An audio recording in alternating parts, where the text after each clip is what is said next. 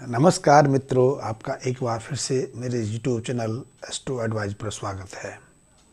लाल किताब के बारे में आपने सुना होगा। लाल किताब को आधुनिक ज्योतिष माना जाता है, लेकिन वो आधुनिक ज्योतिष है नहीं, क्योंकि जिस जगह उसका संकलन हुआ और जिस महापुरुष ने लाल किताब को वर्तमान स्वरूप में प्रकट किया, उनका जन्म एक ऐसी भूमि से है जो सदियों सदियों से ज्ञान की, हमारी आध्यात्म की, हमारे बौद्धिक जीवन की प्रेरणा स्थली रही है। क्योंकि लाल किताब का उदय पंजाब के उस क्षेत्र से माना जाता है, यहाँ तक्षशिला विश्वविद्यालय होता था। और तक्षशिला के बारे में आप जानते हैं कि तक्षशिला विश्वविद्यालय में ही आचार्य चाणक्य के अध्यापन का काम भी किया था। और चाणक्य के ही परम मित्र या परम शिष्य चंद्रगुप्त मौर्य ने भारत में एक अजय विशाल हिंदू साम्राज्य की स्थापना की थी। और इन्हीं चंद्रगुप्त के जो पुत्र थे, ग्रैंडसन थे, वो उनको अकबर के नाम से जाना जाता है। तो आप समझ सकते हैं कि वो क्षेत्र कितना प्रमुख रहा होगा। वैसे भी वो स्थान आज से 2000 साल पहले, 2200 साल पहले बौद्धों की भूमि रही। और बौद्धों ने वहाँ विशाल संरचनाएं निर्मित की, बड़े बड़ी मूर्तियाँ, बड़े बड़े विश्वविद्यालय, बड़े बड़े किले, बहुत कुछ निर्मित किया। और उससे पहले वहाँ इस तरह के अध्ययन अध्यापन का काम चलता था। और यदि हम इसके पुराने इतिहास में जाएं तो हमारे पास महाभारत तक का इतिहास उपलब्ध हो जाता है। तो उस भूमि पर जो विशेषज्ञ हुए, जिन्होंने लाल किताब का संकलन किया, उन्होंने उत्पत्ति नहीं की, उन्होंने इसका निर्माण या रचना नहीं की। उन्होंने जो ज्योतिष संबंधी कुछ सूत्रों को इकट्ठा करके उन्हें वर्तमान स्वरूप में किसी विशेष शक्ति के माध्यम से, विशेष शक्ति की प्रेरणा के माध्यम से लिपिबद्ध किया। इसलिए ये बहुत प्रमुख है। और इसीलिए आज लाल ज्योतिष की जो प्रसिद्धि है, जो पॉपुलरिटी है, पंजाब और भारत से निकल के भारत के भी विभिन्न राज्यों में आज लाल किताब की प्रैक्टिस होती है। लाल किताब पे लोग भरोसा करते हैं और उसके घरेलू उपायों के माध्यम से अपने जीवन की विभिन्न समस्याओं से समाधान भी निकालते हैं।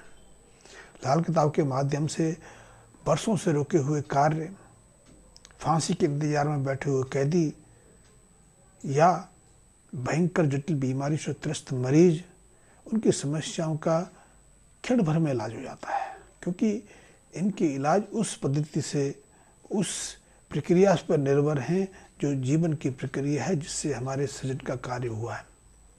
खैर, ये विस्तृत विषय हो जाएगा, इस पर मैं फिर चर्चा करता रहूँगा, क्योंकि लाल किताब बहुत वैज्ञानिक है।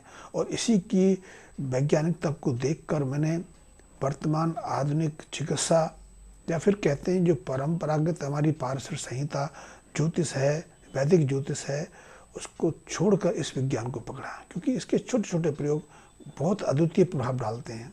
मान लें कि कोयला हमें जल में प्रभावित करना है, तो कोयला और जल का क्या कार्य है, लेकिन कोयला को लाल किताबकार ने राहु का कारक माना है। और यदि हम कोयले को जल में प्रभावित करते हैं, कुछ हो या ना हो, लेकिन उससे जल की शुद्धि होती है। जल की शुद्धि ही नहीं, जल में रहने वाले जीव जंतु हैं, मछलियाँ हैं, घड़ियाल हैं, या दूसरे जीव जंतु हैं, वनस्पतियाँ हैं, उनको पर्याप्त और शुद्ध ऑक्सीजन उपलब्ध होती है, पानी शुद्ध होता है। और पानी पे तो हमारा जीवन है। तो मैं बात ये करूँगा कि लाल किताब का हम अपने जीवन पद्धति में, हम अपने जीवन में भी बहुत उपयोग उठा सकते हैं। जैसे कि आजकल एक बहुत समस्या तेजी से फैल रही है, लेकिन इस विषय को थोड़ा मैं आगे बढ़ाऊँ, आपसे पहले मैं अनुरोध करूँगा कि यदि आप लाल किताब में ज्योतिष के किसी भी प्रारूप में रुचि रखते हैं, सीखना चाहते हैं, या अपने जीवन की समस्याओं का निराकरण चाहते हैं, तो और यदि अभी तक आपने मेरे इस वीडियो चैनल को लाइक नहीं किया, सब्सक्राइब नहीं किया, तो सब्सक्राइब कर लें। आपकी कोई समस्या है, आप किसी तरह की जानकारी, अतिरिक्त जानकारी चाहते हैं, तो मेरे मैसेज बॉक्स में कमेंट्स लिखकर, अपना फ़ोन नंबर लिखकर मुझे सूचित कर सकते हैं। और जब भी मेरे पास समय होगा, मैं आपसे संपर्क साधने का प्रयास करूँगा। तो आज एक ऐसी समस्या पर मैं बात करने वाला हूँ, जिसे हम कहते हैं जीवन साथी से बार बार धोखा मिलना। जीवन साथी पति हो सकता है, पत्नी भी हो सकती है, और इसके विविध कारण हैं। सामाजिक रूप से जाएं तो उस पर किताब लिखी जा सकती है, लेकिन मैं वीडियो को इतना खींचना नहीं चाहता। ज्योतिषी रूप से देखा जाए, चाहे वैदिक ज्योतिष हो या लाल किताब, दोनों में कारक एक ही हैं कि यदि विवाह कारक, गृहस्थ जीवन कारक शुक्र यदि नकारात्मक भाव देने लग जाए, अशुद्ध हो जाए, मंदा हो जाए, पापी बन जाए, पापी ग्रहों के चक्कर में फंस जाए, या बृहस्पति तो स्त्रियों के लिए पति कारक हैं, उस पर अशुद्धि का भाव आ जाए, मंगल जो मांगलिक कार्य के देवता हैं, जो मांगलिक कार्यों का मुख्य स्रोत हैं, और यदि वो अशुभ प्रभाव में फंस जाए या उनका अशुभ प्रभाव शुक्र और बृहस्पति पे पड़ने लग जाए, या फिर इन सबको सूर्य की अशुद्धता मिल जाए। सूर्य तो हमारी आत्मा है। सूर्य को ज्योतिष शास्त्र में या ग्रह विज्ञान में नवग्रहों में सबसे प्रमुख देवता माना गया है, लेकिन शुक्र भी अशुभ भाव में पड़कर अशुभ प्रभाव, विपरीत प्रभाव देने लगते हैं। ये भी कभी कभी हमारे लिए विपरीत प्रतिकूल असर देने लगते हैं। चंद्रमा के साथ भी यही है। तो ऐसी अशुभ स्थितियों में यदि शुक्र, बृहस्पति, मंगल पर शुक्र का राहु का या केतु का अशुभ प्रभाव पड़ने लग जाए तो हमारे जीवन में कई तरह के बदलाव आ जाते हैं। शुक्र तो तत्काल परिणाम देने वाला है। जो आकस्मिक घटनाएं घटती हैं वो राहु की प्रेरणा से घटती हैं, केतु की प्रेरणा से घटती हैं। लेकिन राहु केतु में एक फर्क है। राहु अग्नि का स्वरूप भी है, लेकिन वो ज़्यादातर अनुकूल प्रभाव देता है।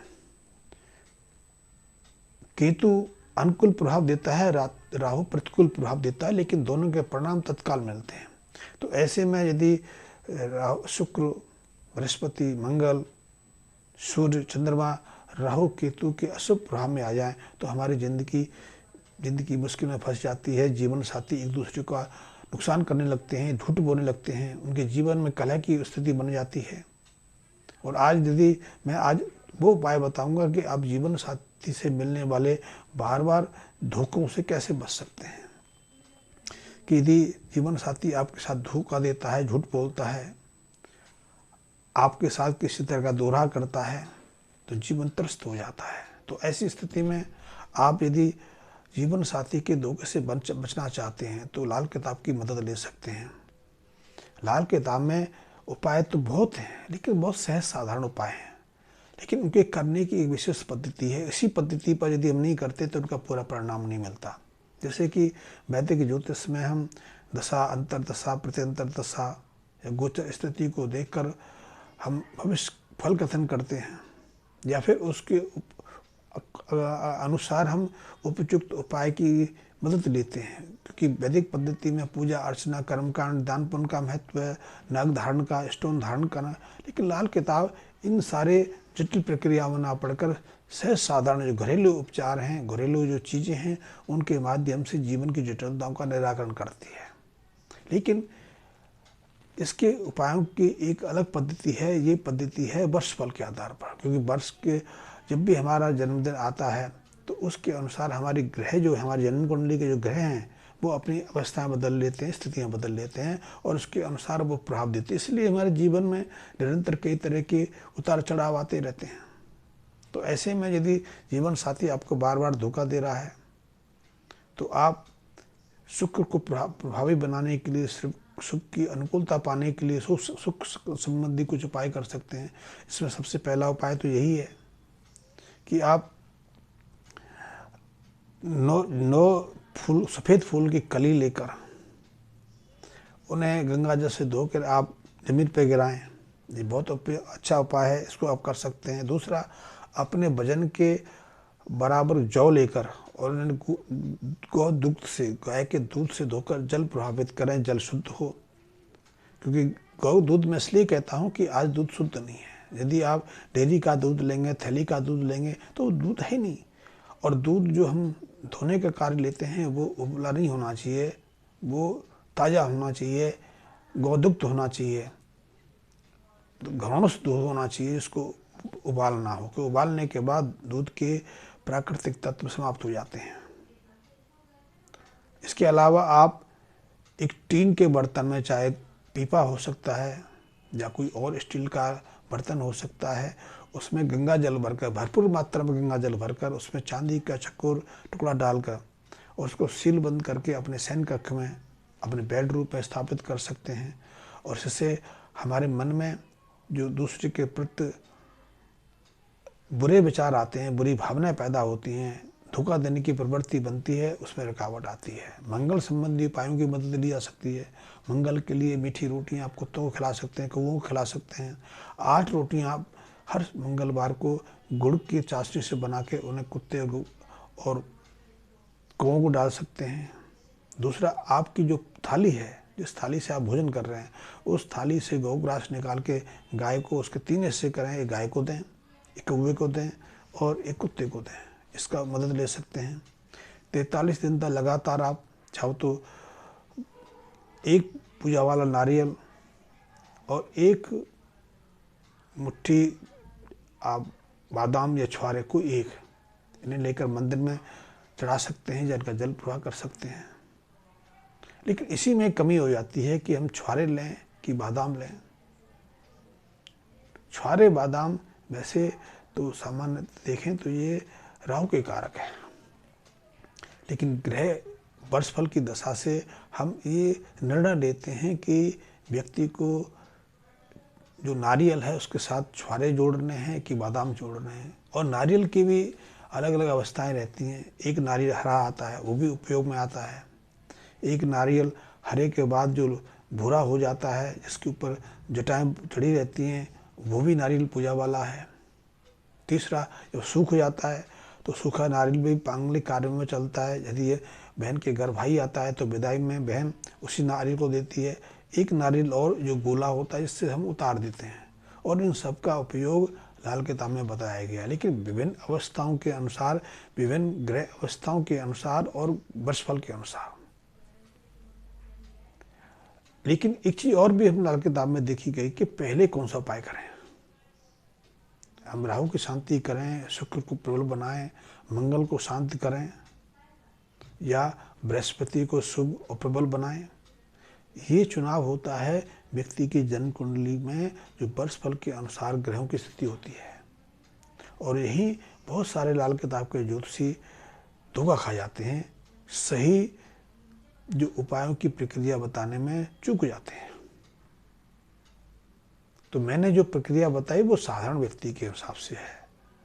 यदि आपकी पत्नी आपको बार बार धोखा दे रही, झूठ बोलती है, या पति आपके साथ ऐसा कर रहे हैं, तो आप पहले उनकी जन्म कुंडली की विवेचना करें, देखें कि उसमें क्या कारक हैं जो उनको ऐसी रीति अपनाने के लिए, ऐसी पद्धति अपनाने की प्रेरित कर रहे हैं, और तत्संबंधी उपाय लें।